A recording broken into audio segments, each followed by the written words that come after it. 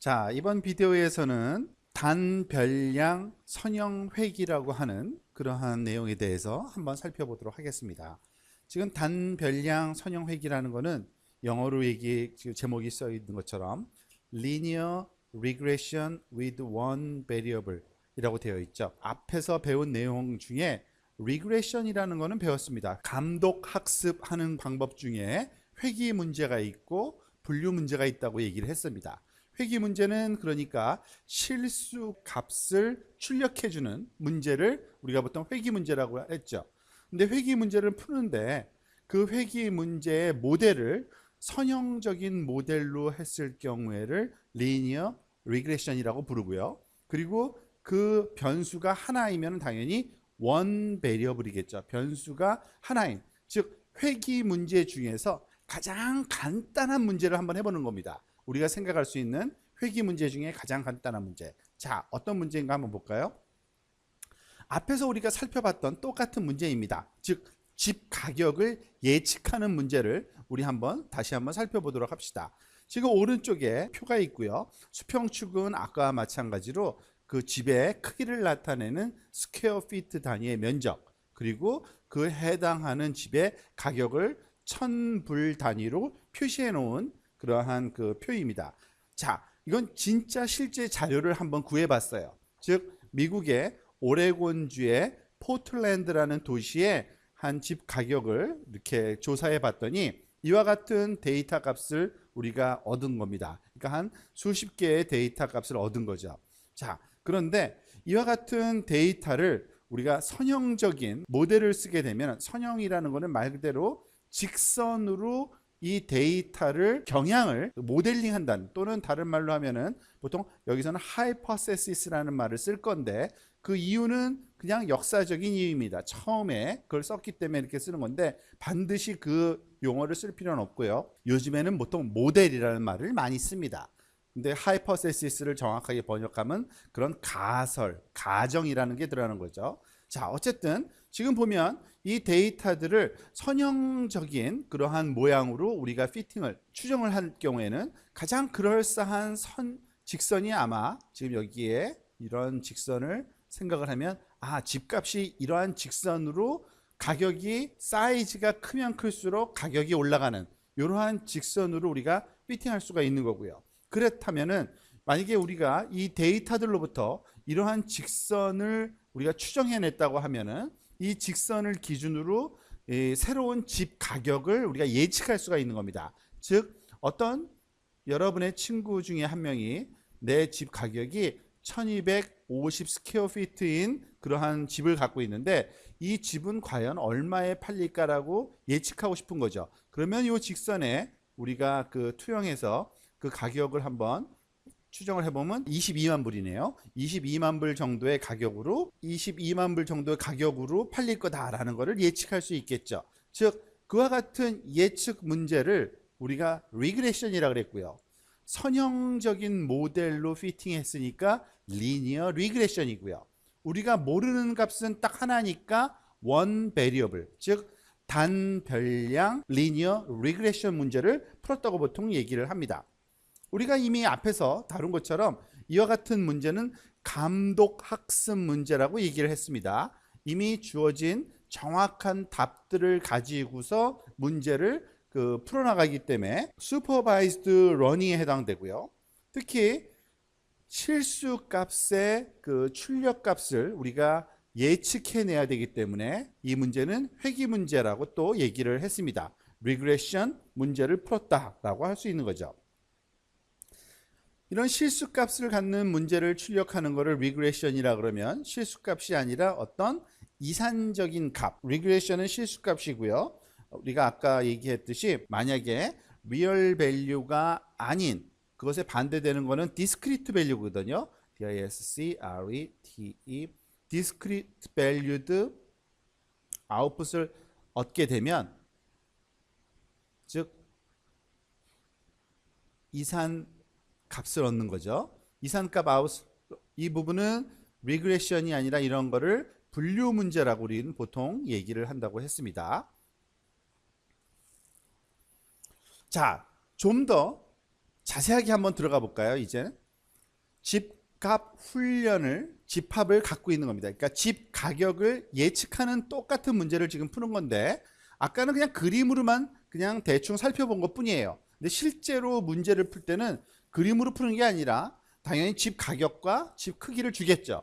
지금 오른쪽에 이런 데이터가 지금 주어져 있습니다. 보면은 그 size in feet square 해가지고 2104, 1416 스퀘어 피트, 1534 스퀘어 피트 등등 해가지고 요 데이터들이 있는 겁니다. 그리고 그 크기에 해당되는 가격도 1000불 단위로 46만 불, 뭐 23만 2천 불 등등 가격이 있는 거예요. 이런 그 자료들을 보통 우리가 훈련 자료라고 보통 얘기를 합니다. 왜냐하면은 학습 알고리즘들이 훈련할 때 사용하는 데이터이기 때문에 이런 거를 훈련 자료 집합이라고 보통 얘기를 하고요.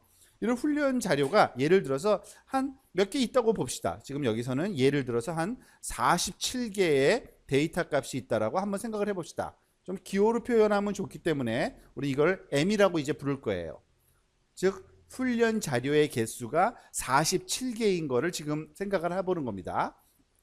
자, 그리고 또 기호를 한번 볼까요? 지금 보면은 이 면적에 해당되는 사이즈에 해당되는 거를 우리가 변수 x라고 부르고요. 그리고 그 가격을 변수 y라고 한번 표현을 해봅시다.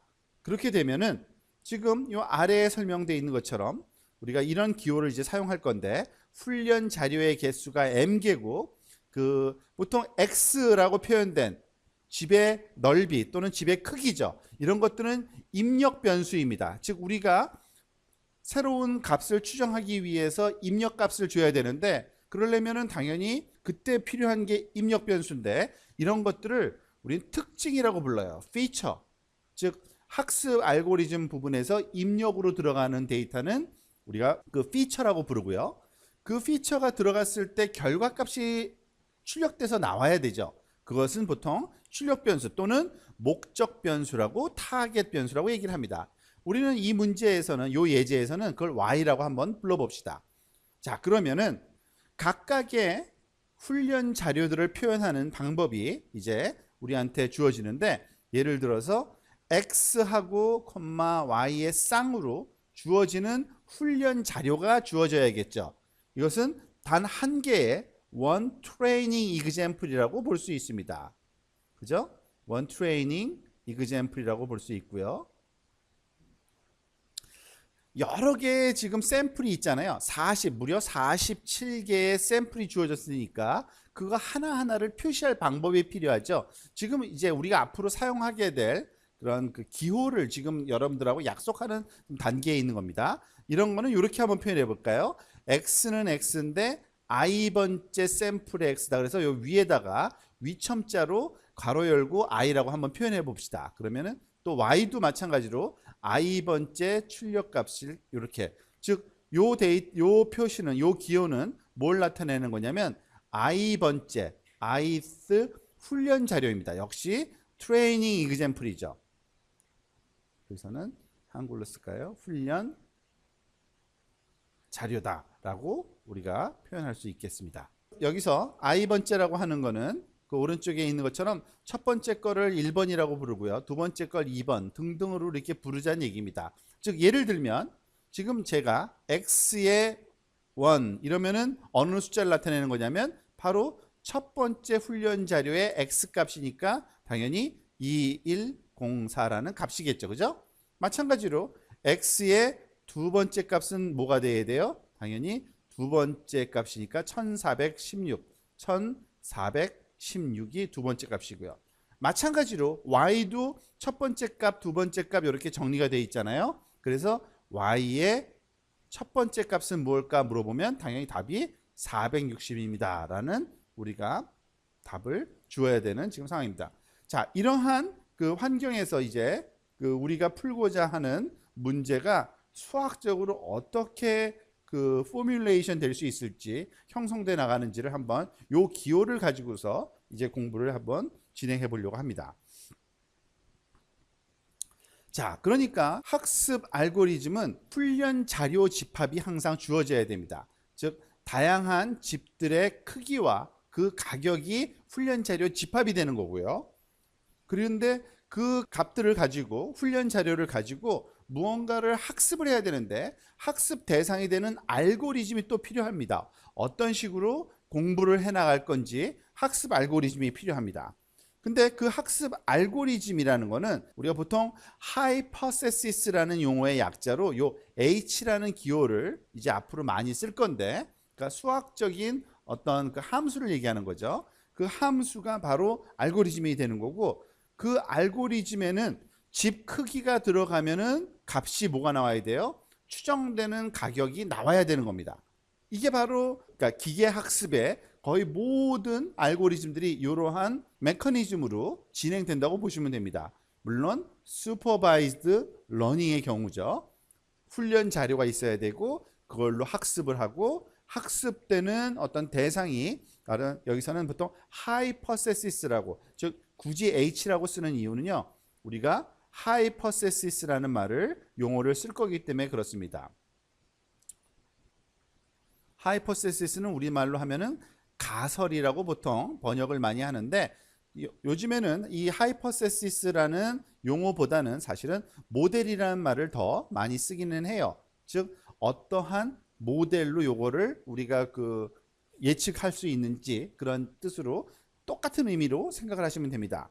그래서 앞에서와 마찬가지로 우리가 살펴보면 집 크기는 보통 우리가 입력값이니까 x로 표현하고요. 그죠? 입력값 x가 들어가서 추정 가격, 즉 값이 y 값이 출력되는 겁니다. 그 입력값을 추정값으로 우리가 계산해 주는데 사용되는 것이 바로 요 가설 하이퍼세시스라는 거고, 이게 바로 학습 알고리즘에서는 적절한 H 함수를 찾아내는 게 목적이라고 보시면 됩니다. 예를 들어서 아까 우리가 선형 함수, 우리가 잘 기억이 나실 거예요. 앞에서 우리가 했던 그 집값 예측하는 그래프를 다시 한번 생각해 보면요, 수평축이 있고요, 그리고 수직축이 있는데 수평축을 x, 수직축을 y라고 표했을 때 이게 우리가 아까 얘기할 때는 집의 크기 사이즈였고요, 이거는 집의 가격 프라이스였죠. 그리고 주어진 여러 개의 훈련 자료가 있었습니다. 그런데 그 훈련 자료에 데이터들을 가지고서 가설 또는 하이퍼세시스를 세운 게 뭐예요? 아, 이거는 선형적인 직선 형태의 경향을 갖는구나 라는 거를 알아낸 거죠. 그런데 직선 함수가 어떻게 됩니까? 여러분들 예전에 배웠던 그 수학의 지식을 활용하면 직선 함수는 즉 이런 식으로 표현할 수가 있는데, 어떤 이 하이퍼세시스라는 의미로 앞으로는 H라는 이 표현 방식을 많이 쓸 겁니다. H 오브 X, X가 들어가서 그 값이 출력이 되는 그런 함수를 H 오브 X라고 지금 쓸 거고요. 이 H 오브 X는 세타 0 더하기 세타 1의 X, 즉 X의 1차 함수, 즉 직선 함수가 바로 이렇게 표현됩니다. 직선 함수를 표현할 때 여기서 시타라고 하는 것을 우리가 보통 ax 플러스 b 뭐 이런 식의 기호를 많이 썼었던 걸 기억을 할 겁니다. 근데 굳이 세타 0, 세타 1이라는 좀 특이한 표현을 쓰는 방법 이유는 앞으로는 그 용어를 계속적으로 활용할 거기 때문에 그래요. 파라메타를 기계학습 분야에서는 세타라고 부릅니다. 세타의 종류에 따라서 세타 0, 세타 1, 세타 2 이렇게 점점 늘려가면서 표시해서 표현을 해요. 근데 여러분들 아마 잘 알 겁니다. 우리가 알다시피 즉 그 이와 같은 1차 함수에서의 이 x 앞에 있는 거는 이 직선의 기울기에 해당되는 건 다 아시죠? 그죠? 기울기고 우리가 알다시피 요 x하고 관계없는 요 숫자는 보통 y절편이라고 보통 우리가 그 초등 수학에서 많이 배웠죠. 그 얘기는 뭐예요? 즉 요 부분이 y축과 만나는 요 지점, 요 지점이 우리가 보통 세타 제로라고 표현하는 지점이고요. 그죠? 기울기, 이것분의 요 기울기를 우리가 표현하면은 요 기울기가 바로 세타 1이라고 하는 요 직선의 기운 정도가 바로 기울기가 되는 겁니다. 즉 이 기울기하고 y절편을 찾으면 결국엔 어떠한 직선도 찾아낼 수 있는 거잖아요.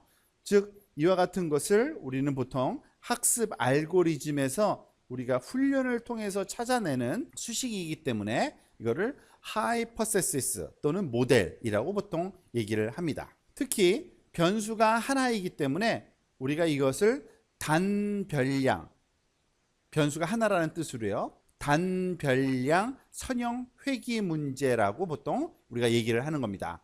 영어로는 univariate linear regression 이라는 뜻으로, 그러니까 용어로 이것을 부릅니다. 즉 1차 직선으로 데이터를 피팅해서 가장 그럴싸한 값을 유추해내는 이러한 방법론을 단별량 선형회귀라고 얘기를 합니다.